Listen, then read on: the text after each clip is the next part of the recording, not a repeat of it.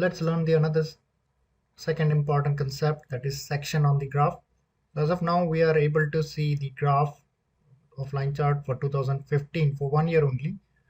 What if I want to compare all the year across? So one way is I can put a year on this particular part here. So year,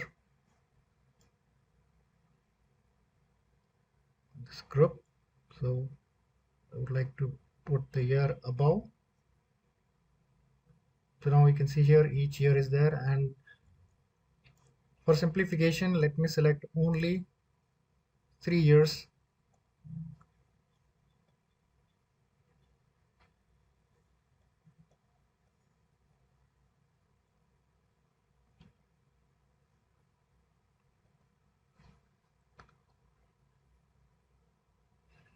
So now we can see this graph is not able to handle this much data together.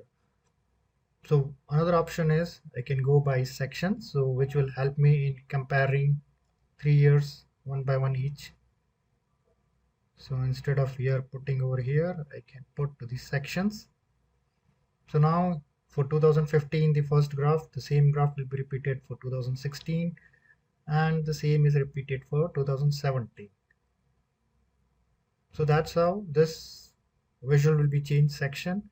Or if I would like one at a time to be seen, display as a slider.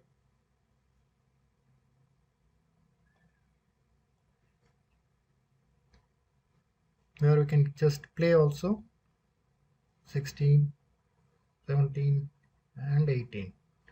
So that's how the graph will look. Specific sections also we can go by directly clicking or plus minus.